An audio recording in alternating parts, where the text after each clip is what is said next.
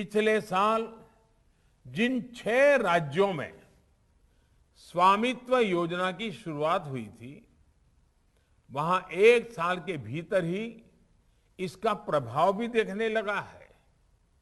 स्वामित्व योजना में ड्रोन से पूरे गांव का संपत्तियों का सर्वे किया जाता है और जिनकी जो जमीन होती है उसे उनका प्रॉपर्टी कार्ड, संपत्ति पत्र भी दिया जाता है।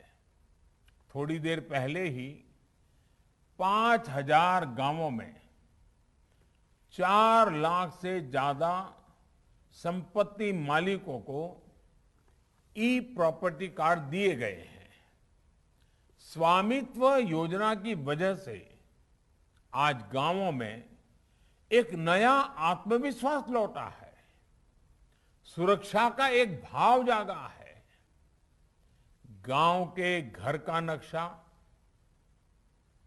अपनी संपत्ति का दस्तावेज जब हाथ में होता है तो अनेक प्रकार की आशंकाएं खत्म हो जाती हैं।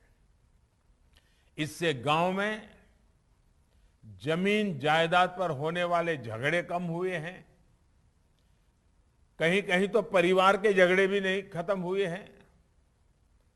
गरीबों, दलितों का शोषण की संभावनाएं भी रुकी हैं। करप्शन का एक बड़ा रास्ता भी बंद हुआ है। कोर्ट कचहरी के मामले भी बंद हो रहे हैं। जिन लोगों को अपनी जमीन के कागज मिल गए हैं, उन्हें बैंकों से लोन भी लेने में आसानी हो रही है। साथियों, स्वामित्व योजना की एक और विशेष बात है। इस योजना में ड्रोन सर्वे के बाद हर गांव का एक पूरा नक्शा, जमीन का पूरा हिसाब किताब भी बन जाता है। इससे पंचायतों को गांव में विकास के कामों को एक लंबी सोच के साथ, एक विजन के साथ व्यवस्थित ढंग से करने में भी ये नक्शा, ये मैप बहुत काम आने वाला है। और मैं सभी सरपंचों से आग्रह करूंगा, इसको बड़ा समझदारी से आगे बढ़ाएं ताकि गांव व्यवस्थित रूप से विकसित हो। एक प्रकार से गरीब की सुरक्षा, गांव की अर्थव्यवस्था और गांव में योजनाबद्ध विकास, इनको स्वनिधि योजना सुनिश्चित करने वाली है।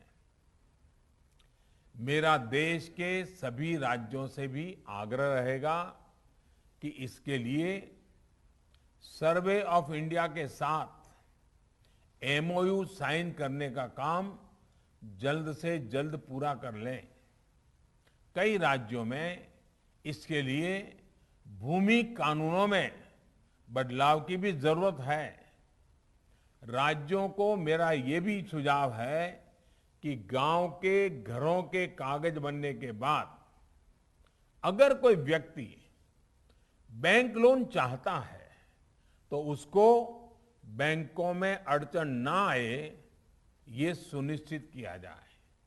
मैं बैंकों से भी अपील करूंगा कि वो प्रॉपर्टी कार्ड का एक फॉर्मेट बनाए जो बैंकों में लोन के लिए स्वीकार्य हो।